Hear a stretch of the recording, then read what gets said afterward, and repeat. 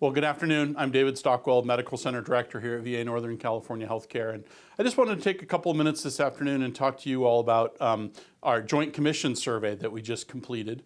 Once every 3 years, the Joint Commission is contracted with the VA to come and do a review of our hospital, of our ambulatory care, of our behavioral health, and tell us how well we're doing in meeting the standards that they apply to all healthcare systems for quality and safety across the United States.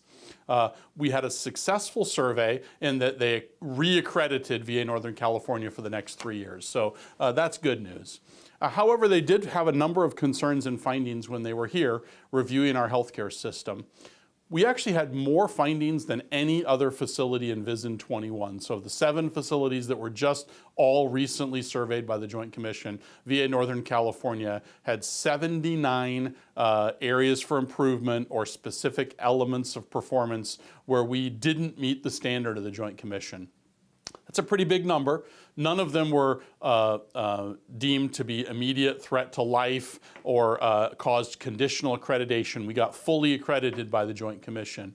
But they have a safer matrix, and they kind of measure how widespread is this concern and how big of a threat is it to potentially harm a patient. And we actually had 6 findings that fell into these are potential scenarios that could cause harm to patient.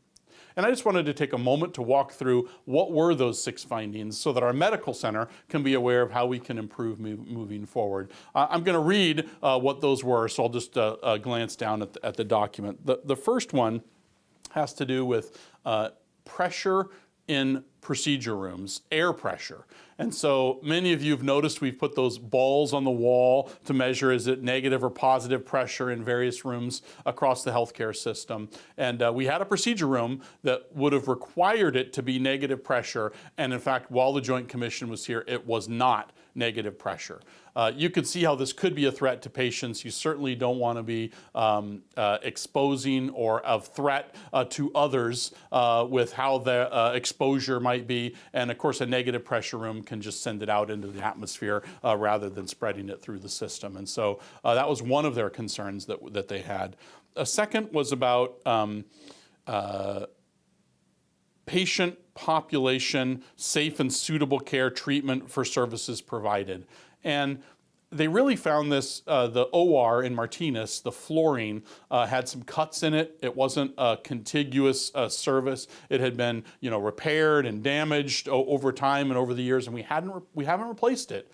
And so, whether it's a tripping hazard or whether it's an infection control risk, not having, the complete sealed surface on the floor. And although that's one example, the reality is our healthcare system's getting older. Our facilities aren't getting any newer, and we need to be aware of how to maintain the facility the right way.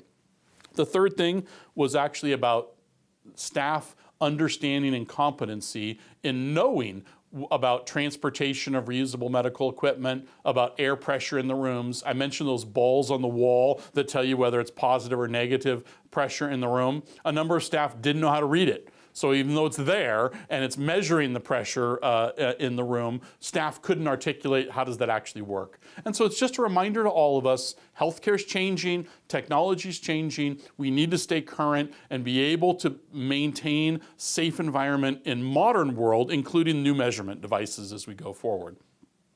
The fourth thing that they had on their list was about sterile compounding and USP 800 and some of the requirements now that have been added in expectation for safe and ongoing transport, care, exposure during compounding. Who should do it? Where should it be done? What should the environment in the room look like? And the machines that we're using or the rooms that we're using have a HEPA filter that requires a test and some maintenance. And we weren't aware of that with the new requirements. And so we left them unchecked. And so although there wasn't damage and we're now doing that, it was a finding during the Joint Commission.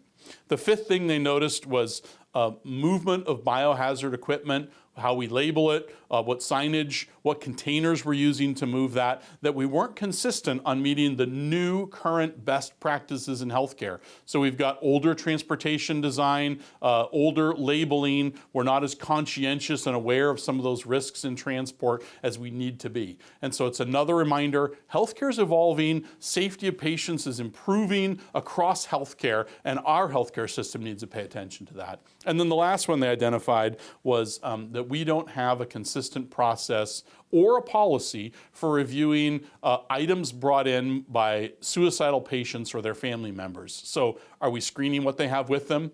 Are we making sure that we're keeping our own staff safe? There have been several scenarios, even in the last few weeks, of some fatalities at VA medical centers by veterans in the VA. And so this idea that we need to make sure we have proper policies to keep our staff safe, to keep the patient themselves safe, to keep others that may be in that area safe by having a process to screen if we identify somebody that may be a harm to themselves or others. How are we inventorying? What's a consistent standard policy we have to make sure that they're not bringing things that may be able to harm themselves or others into our environment? So 6 areas where potential harm to patients on this review. I don't want us to feel dejected about the survey. I want us to realize we got to keep up. We've got to make improvements. And so I share these with you not to have you feel somber, but to just make you aware, hey, healthcare is continuing to evolve. We need to evolve with that. Our last survey, although we passed the survey, and we're certainly pleased that we've been accredited by the Joint Commission, there were a few safety findings that we need to pay attention to, and we need to make sure we don't repeat those in the future. So let's continue to be diligent in providing safe care for veterans. Thanks.